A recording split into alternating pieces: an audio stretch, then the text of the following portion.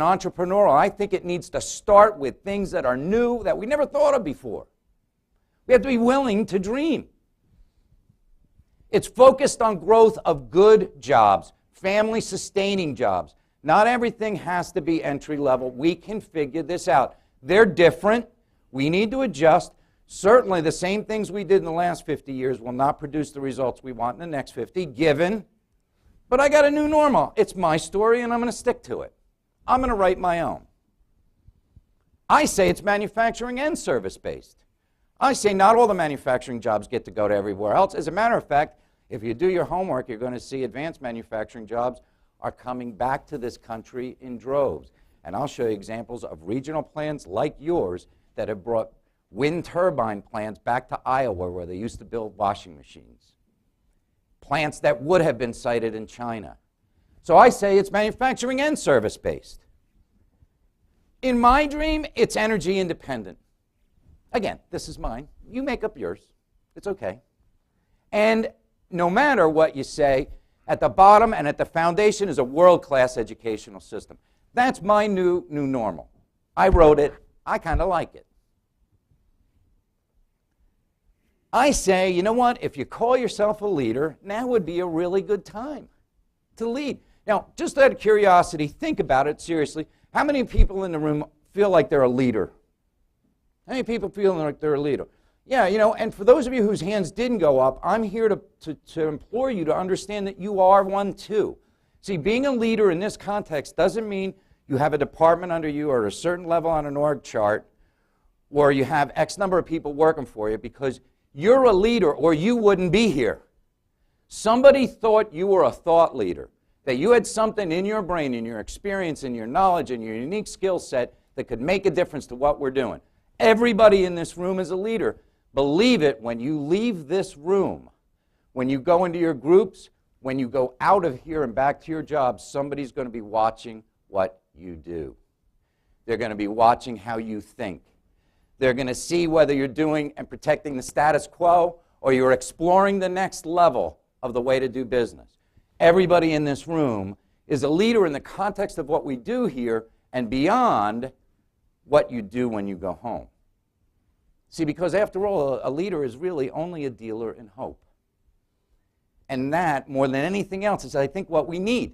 We need to be able to say the future can be better. It doesn't have to be a readjustment to what the media calls new normal. We can write our own. And in fact, policy directions is asking you to do just that. There are all kinds of assets being put on the plate, folks, by Washington here. I'm sure you're aware of them. We've got WIA reauthorization, Workforce Investment Act. There's listening campaigns going on all over the country to connect and make this act more powerful and connect it more to the educational arena.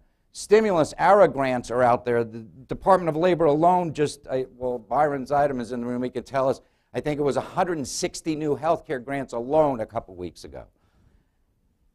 Foundations are focusing on sector initiatives. The National Association of Manufacturing, new skills standards for advanced manufacturing.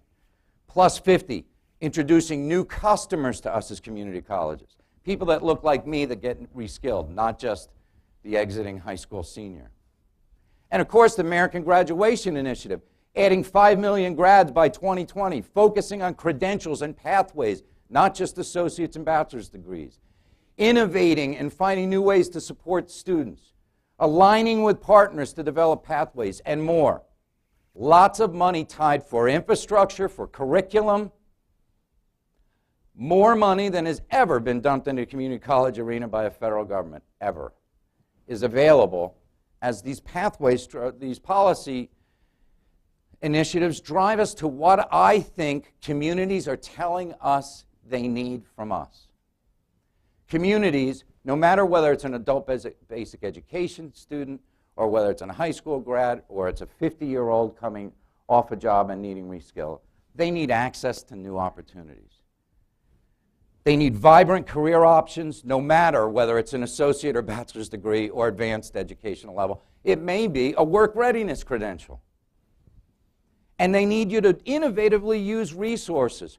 Ken talked about the situation in Illinois. Take a look at your federal budget, folks. If you haven't figured out that the traditional sources of funding are under pressure and are drying up, and that you're going to need to innovate to find ways to pay for the things you want to do, then you're not paying attention.